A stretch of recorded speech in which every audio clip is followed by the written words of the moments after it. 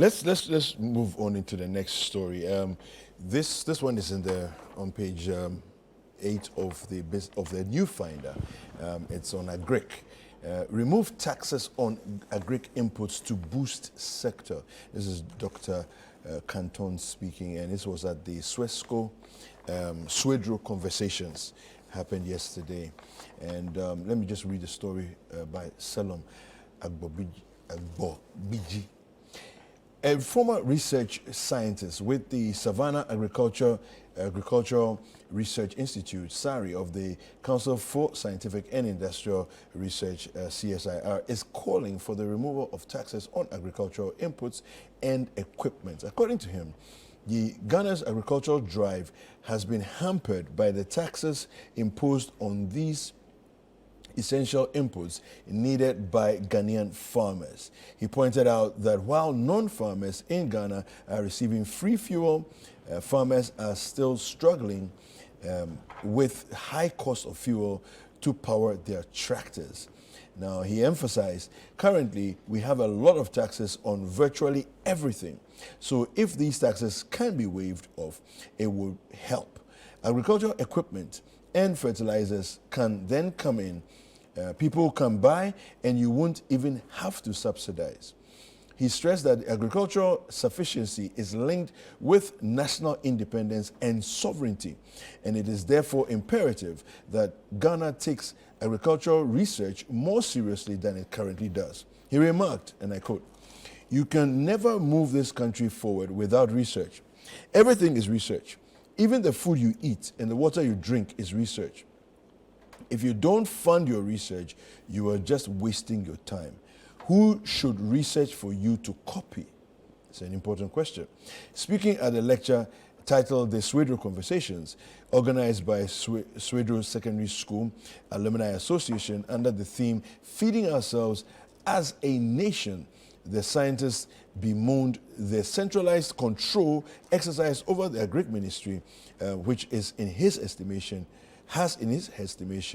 hampered the ministry's efficiency. Larry, yes, sir. Let me pick your thoughts on the situation we find ourselves in as far as agric is concerned now, and this suggestion of remove all taxes from agric inputs to allow the sector to organically, flourish. Yeah, thank you. First of all, I think that this program is a very laudable one. We've been pretending about agric for a very long time, if you ask me. Pretending? Yeah, we're pretending. How so? We pretend we are an agrarian economy. We are building one district, one factory. We are doing, what do you call it? One village, one dam. One village, one dam. Mind you, the dams were supposed to irrigate the farms. We don't have the farms. We've not demarcated the lands. We don't even know what grows where. To a point where we are planting dams. What happens to the dams? That was it Ministry of Special Initiatives? Yeah. After that, I think after the first term, it was collapsed. I don't know And if the minister moved on. Still, functional. Yeah, it completely disappeared. The minister moved on to become Minister for Fisheries. Okay? Yeah. Whatever she's doing, it's there for all of us to see. So we are pretending about agric. Listen, most of our lands were, which used to be very, very productive for farming, arable lands, they've all been, turned into concrete farms. We are building houses and all that. An auntie of mine used to tell me that years ago she used to buy a particular variety of garden eggs around Kwabenya. One day we were driving around that area and she was like, listen, she's shocked that, the place is now converted to real estate. Now, she used to buy, sorry, I was going to say Sebe. Well, of course. She used to buy Sebe from here. Yeah. And today, this is what it is. Yeah. Listen, that has contributed towards how expensive food is in this country. Yeah. Now, so rice is coming, and then there's so much tax on rice. Obviously, the person who is going to sell would have to get plow back that whatever investment he's made by way of, paying tax. We talked about a while ago, Citi FM and Citi TV, you led this whole argument about local rice. Yes. What was the support? Zero. Yes, to a point where I think you guys got tired and then you stopped it. We got weary.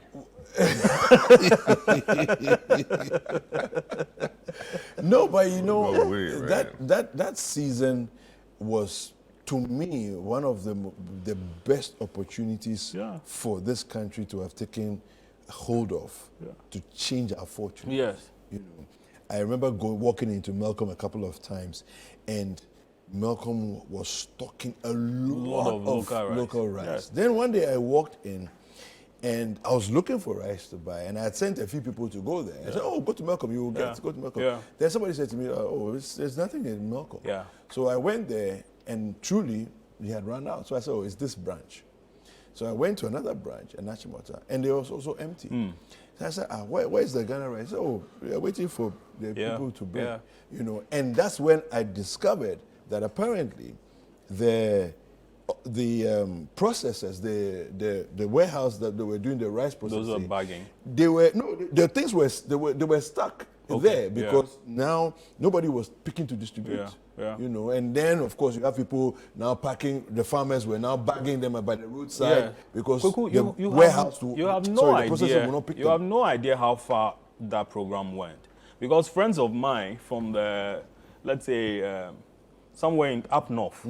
Suddenly you call them and then they tell you that they are up north. They are cultivating rice. Yeah. It does so many things for the Yes. economy. Then came their marketing difficulties. Yeah. Or transportation even before. So they've cultivated, they've even harvested, but for the product to come to the market was an issue. First of all, the road was bad, and then also transportation costs and all other things and so on. Now, then processing. Okay, how to mill it, polish it, and then bring it to the market centers. Nothing was happening. And so, a program was started.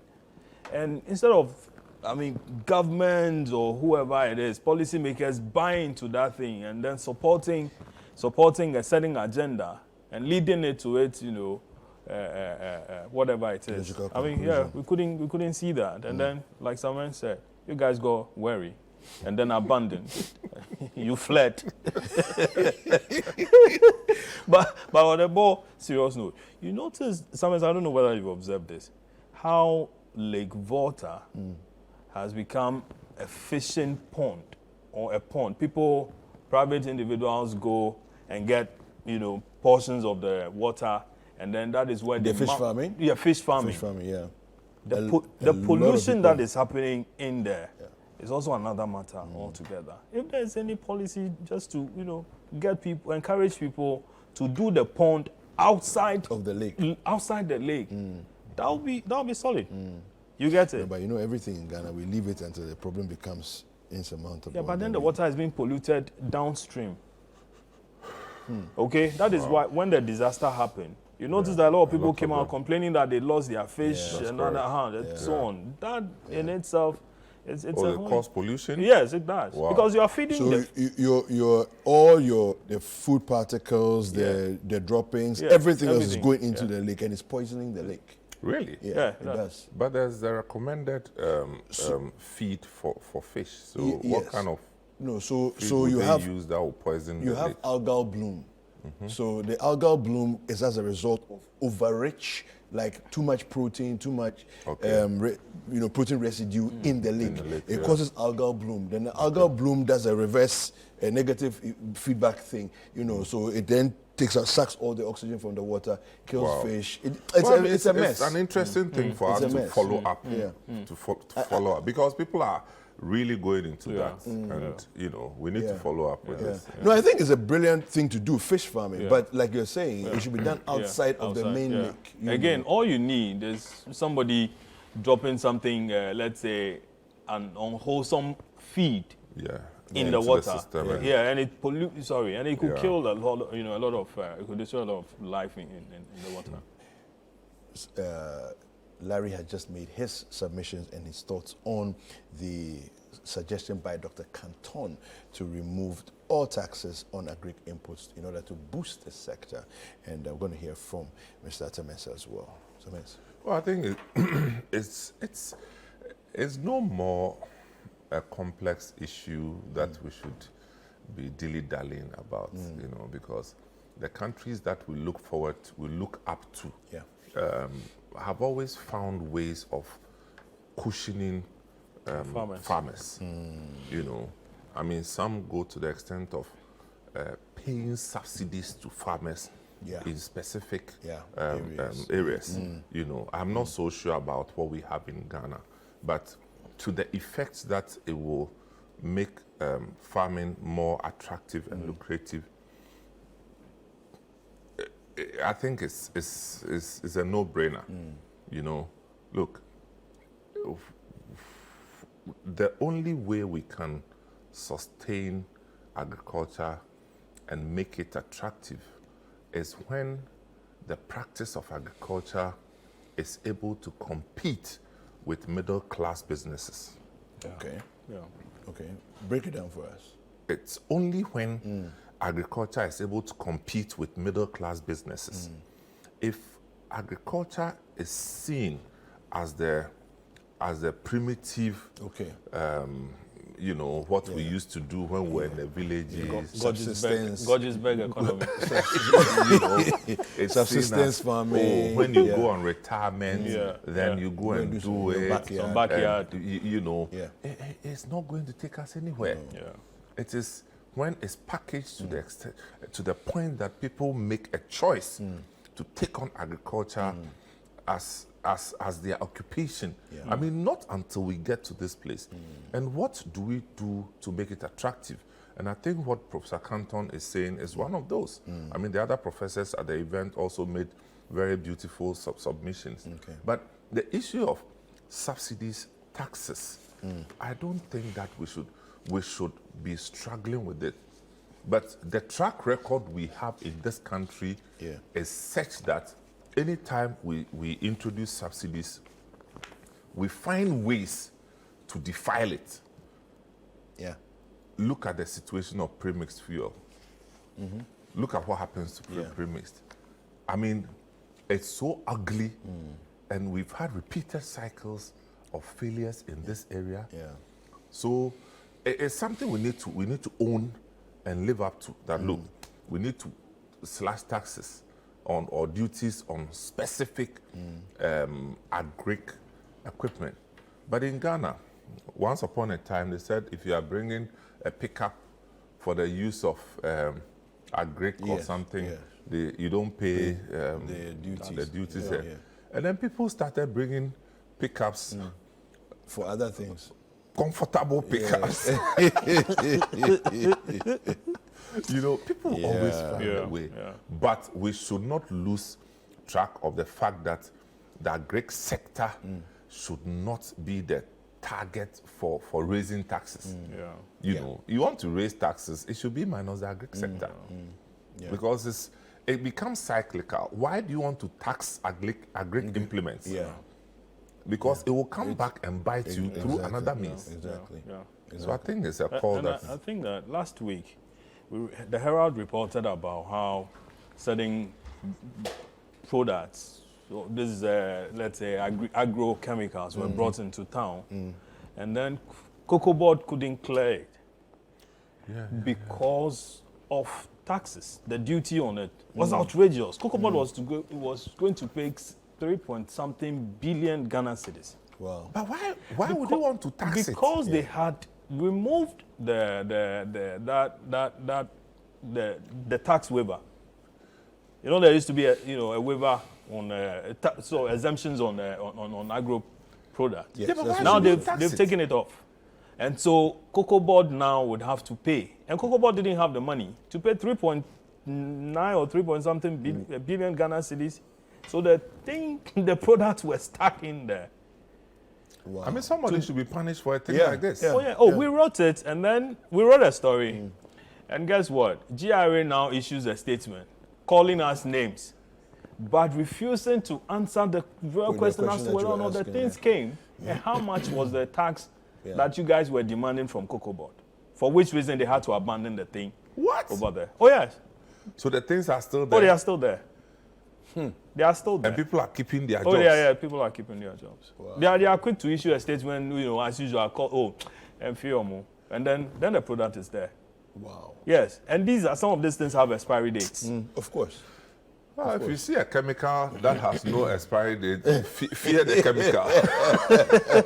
They have expiry date, and you can't be a government that is pushing planting for food and jobs, planting for food and rearing for food and jobs, and then planting for food and export. All that, carrying plantain. Plantain suckers around, and you are doing this. We are done with that drama. But then, we are done with the drama. Brian Champo is a new minister. Well, I think Brian would do well. I think so, because from afar you think that he's a hands-on guy, but he at least wouldn't be carrying suckers of. He wouldn't be doing that. Imagine Brian Champo with plantain. Amada.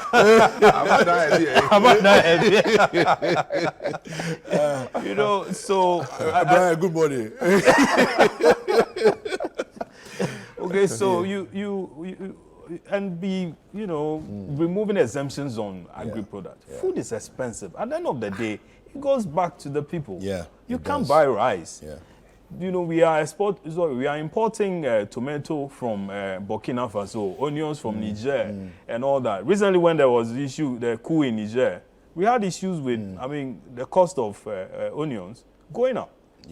So we need to be a bit smart, and then the forward-thinking subsidies. Let's support people who are willing to go into, agriculture, because that is the only way out that we can bring down food. Now the price of food. The funny thing is, when foreigners want to invest in these spaces, they are giving the exemptions. Okay. Exactly. Yes, you will get it. Exactly. Under different programs. Yes. It's true. But why can't we extend the same thing to our locals? I think even the Israelis, the Israelis have started this greenhouse thing. In Ghana? Yes, in Ghana. Dizengoff started. Is there specialty? Through Dizengoff and other companies. Over the years, they've been very instrumental in agriculture in Ghana. But how come we are not encouraging our own to go into the space as well? I would want to have, a farm somewhere. Okay? So, years ago, I'm from the Aflao area there. Yes. Years ago, when we were traveling from Dowenya going, that whole area, so much land. Yeah. It's been converted into real estate. Yeah. There's supposed to be an irrigation dam around that area. That's where the estate is. Yes. The abandoned estate. Yes. Saglemi. Yes, Saglemi. Yeah, exactly. I'm wondering the person who decided to put it there, what he was thinking. Thank you. And rice is grass. Rice is grass, sugarcane is grass, and so on. And we've left it for the wheat to take over. When we could easily have converted all that into a rice farm. And then we'll cut down on the importation of rice. Okay? Drastically.